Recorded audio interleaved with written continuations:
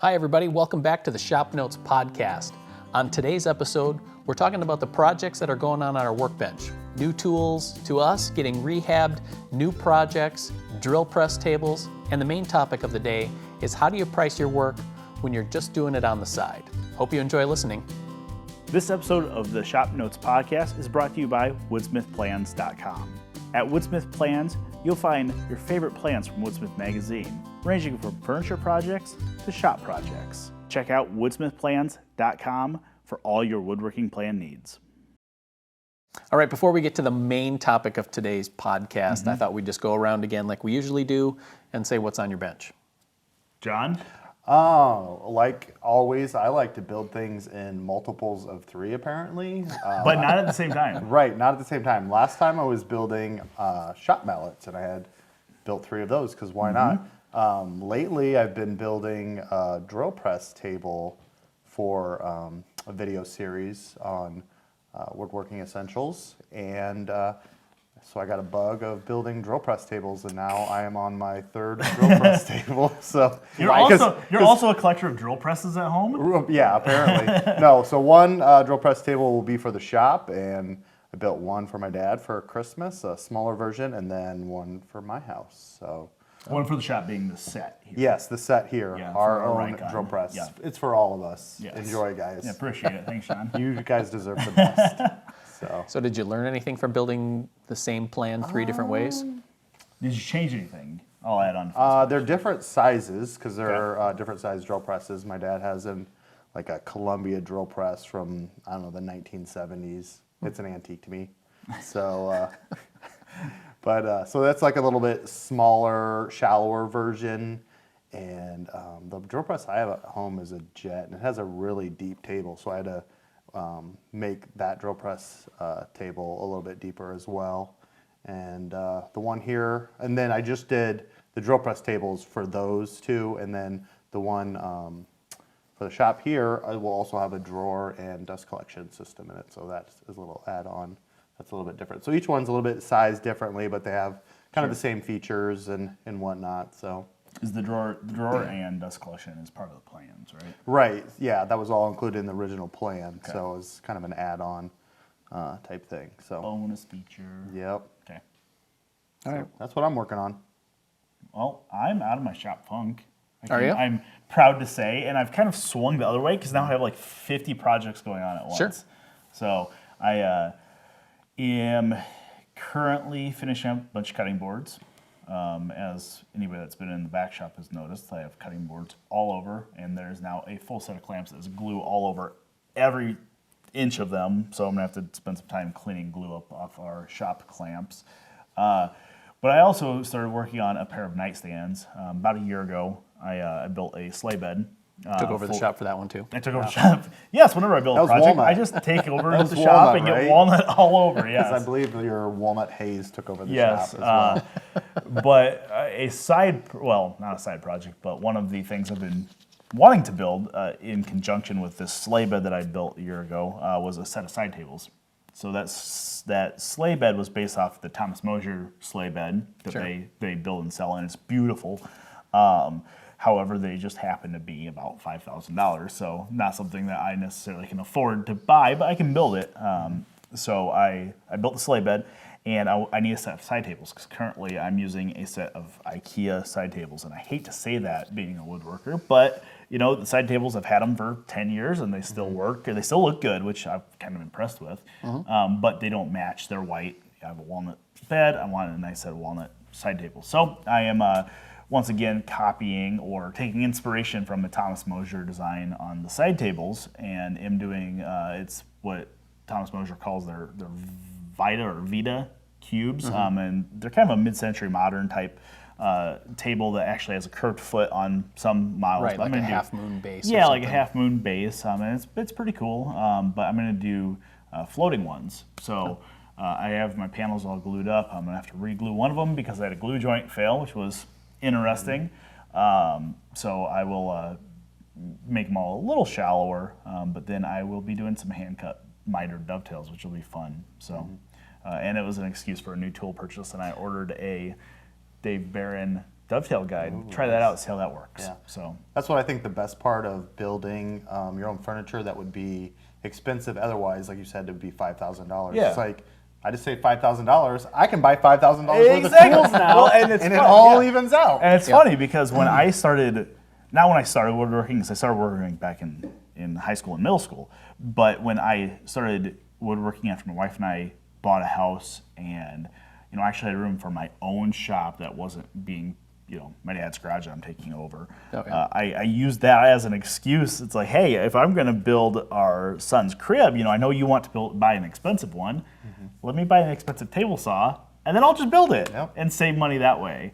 Save money in air quotes, because Just think of all the look money where you've we're saved at. over the years Yeah, by buying those tools. Exactly. That's what You're I tell my welcome, wife. honey. Yes, exactly. So that's I've got cutting boards going on. I've got a pair of side tables going on, and I just decided it was a great idea to purchase some large lots of tools at auction to rehab and flip. So that's what got you out of the funk then, was these projects, or yes, was it something was. else? No, it was these projects. It was one of those. We moved our studio here.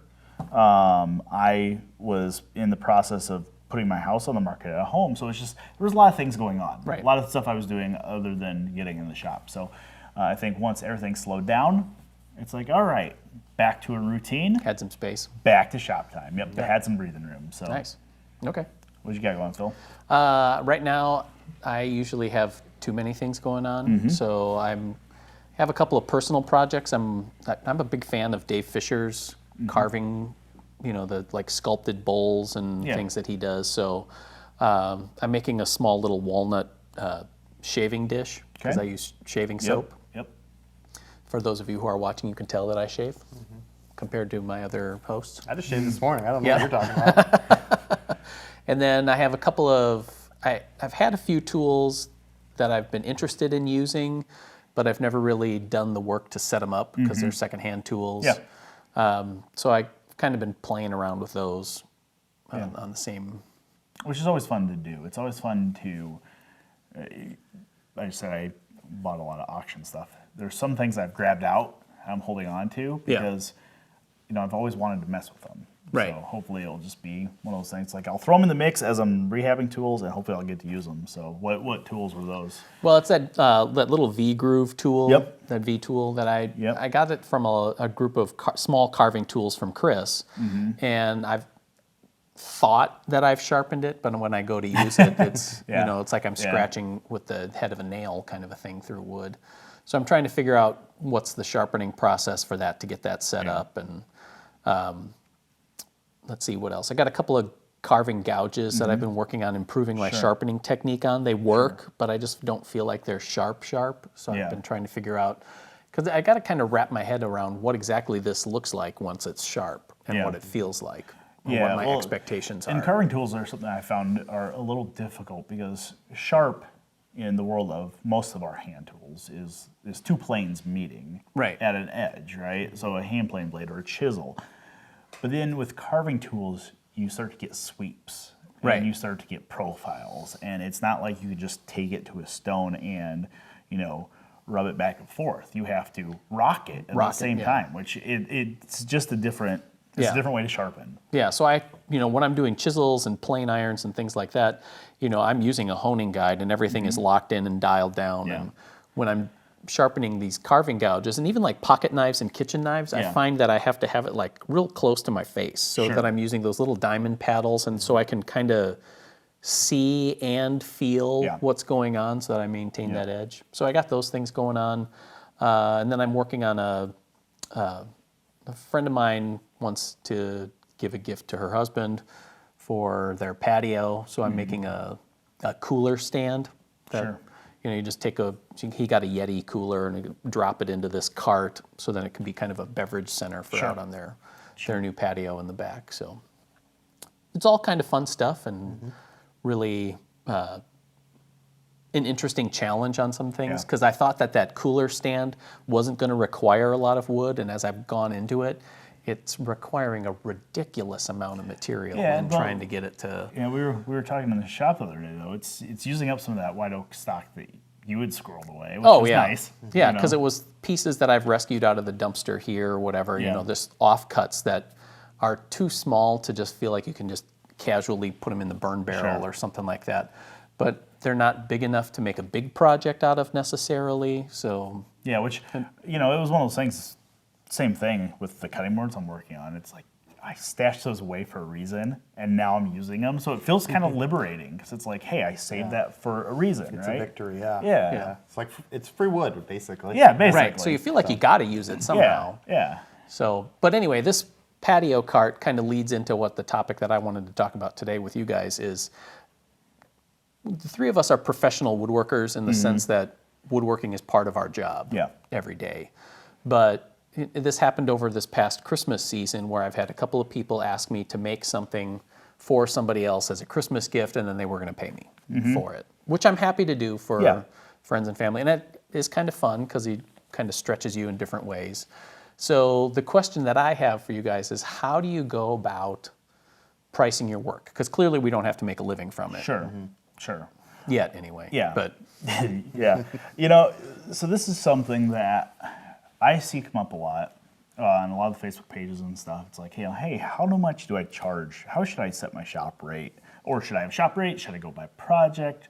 And there's a lot of rules of thumb that I see. A lot of guys will say, 2.5 times the material cost. right. And that's, I think, gets you in the ballpark, but that's not a real good, jumping off point in some cases because, talk about a little Kumiko lattice serving tray, right?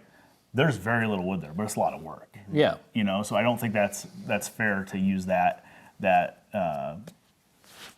model scale. for that scale Yeah. for that. Well, and you could build the same project, like this patio cart. I'm using white oak because those are the pieces that I had left over. But it would be the same time involved if I were to make it out of Like pine or Douglas something, fir something or that's cedar or cheap something or- like that, where the Exactly. cost would be, easily a third Yeah. of a white oak project. Yeah. So what I've done, and I've done some commissions in the past, and what I generally do, I only build stuff for people I know, right? And when I build stuff for them on a commission basis, I'm usually very transparent with what I do. So I will say, I have two ways I do this. Either I will list out all the materials, and then I will list out how many hours I believe it's going to take me, and I will give them a price based on that. And I will just give them that entire spreadsheet. I'll screenshot it out of Excel and say, hey, transparency here. This is what I'm thinking. Because I think there's this stigma that, because, this table we're sitting at right now, I could buy it at Target for $200. Right. Why does it cost, $1,500 to make it? Yeah. It's like, well, because this is what the material costs, this is how long I think it's going to take me, and this is what I value my time at. Because the 30 or 40 hours that's going to take me to build this is 30 or 40 hours that it takes me away from my family. Sure. Right? So that's one of the ways I've done it, and that's the way I like to do it generally. If it's for a family member or my parents or somebody that I know very closely, I'll say, hey, here's the material cost. You pay me what you think it's worth. Right. And I've had luck doing it both ways. I've never felt like I have been shorted at all doing it either of those ways. John, what about you? Because I know you, like the rest of us, have gotten the question Yes. like, hey, you're a woodworker. Right, all the time, yes. And yeah, that is the struggle because if you're just doing it for friends or family and you price it too cheap, they're going to keep asking you to do more and more, and then you're going to start resenting, like you said, taking time away from your family or that time that's yours. So yeah, I tried to consider what the material cost would be and what the time is. And I think another thing that you need to consider is the tools you're using. Like, do I have to go get a special tool for this, or the wear on my router bits or table saw? Because all those things have to be replaced, Planer knives and things like that. the time it takes to sharpen those things, or going to get the materials and the transport and all those. That time needs to be. And shopware are also things that need to be considered. Well, and I think in that's the cost. and I think a lot of guys when they price their work, or a lot of craftsmen and craftswomen when they price their work, will say, hey, my hourly rate is $100 an hour or $85 an hour. And from an outsider not knowing what goes into that, they might think, wow, that person's, if they're Killing staying it. busy full time, they're making $160,000 a year. Yeah. It's like, no, a lot of that hourly rate is compensating for those things, because you're right. Not only do you have materials, you have, a whiteside router bit, could be $90, and you might smoke through one router bit routing a ton of white oak, right? There's stuff like that. Or the cost to have a shop space or to heat that or Exactly. electricity. It's all that stuff that Insurance, you don't, taxes, all all the that stuff you kind of don't stuff. consider in the building of it. There's more costs to it than what you just see on the outside as far as materials and Exactly. time. So, And inevitably, when I price stuff saying, I think this is going to take me 35 hours, it always takes me longer. Right. A lot of times because I'm filming it myself or I'm, Right. having to... Or we're just optimistic. We're on optimistic, what we yeah. can, what we can really get working done. around an issue, Yeah. One instance comes to mind where I did a farmhouse table. That was, I think, the most recent thing I built on commission was the farmhouse table, and I didn't have enough stock for the top, so I had to actually go back get more stock, Sure. and there wasn't any 8/4 stock that matched, so I had to get 5/4 stock, laminate them together, and plane it down. Yeah. So you have those Yeah, so you have those extra things that, time in there. thing you can't really Yeah. foresee, but inevitably go wrong.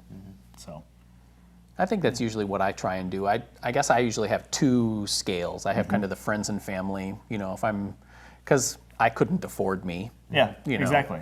Yeah, So it's for family members, and I have the advantage most of my family is quite a bit away from me, so I don't get them asking a lot. But Yeah. I can build something for them, and I'll usually just ask them to cover things like the materials and any special tooling. Yeah. Maybe throw in a little extra for, kind of the consumable supplies Yeah. of sandpaper, glue, finish. Yeah. yep. Things that you're going to burn through, like I said, planer knives and things like Yeah. that. But then if I'm doing something for, and again, I don't do a ton of them, but a larger project or something that's for somebody that I'm not as close to, then I'm going to try and, again, do a good job of estimating how much time it's going to take, and that's still a work in progress. Plus materials, and try and see if I can bring that to a certain shop rate. Yeah. One of the other editors who used to work here, Randy Maxey, he always tried to, I think his shop rate was like $59 or $69 an Yeah. hour or something like that, Yeah. but he would always end up dialing it back for different people. Yeah. And then his thing was, is when he's talking to people about it, it's like, I'm cheaper than a plumber, cheaper than a car mechanic, than an electrician. Yeah. It's just you don't see that kind of thing. So Yep. it's trying to be able to make up all of those opportunity costs. And I'm happy to do it. And I guess part of the reason that I like to make Christmas projects for people or other types of projects is that I kind of view that almost like a second job. Like if I were to think about how much it would cost to make or to buy something Yeah, special exactly. for Yeah. Christmas or birthdays or things like that. And if I can do that, then that's a way of, and I just love making stuff. So Yeah, Right, yeah, which I yeah. do too. And it's as you're talking about that, making Christmas presents for other people. One of the groups I'm on Facebook is a group dedicated to cutting boards, right? And just this huge community of people that love to make cutting boards, and they Yeah. take them and sell them and stuff. And one guy had a really nice model set up on. He had a per cubic inch rate for his cutting boards. Oh. But then he had it broken out into 3 tiers. So, some specialty stuff like that, Yeah. cutting boards or pens or turning or stuff, I think you can get a pretty easy model Yeah. and a base price structure. But when you're talking on a furniture scale, there's so many variables and there's so many different things. A Maloof chair is not going to cost the same to build as like our campaign style chair Right. that we just had in the magazine. So my advice to somebody trying to set up a shop rate is figure out what your time's worth, and then get yourself a good estimate.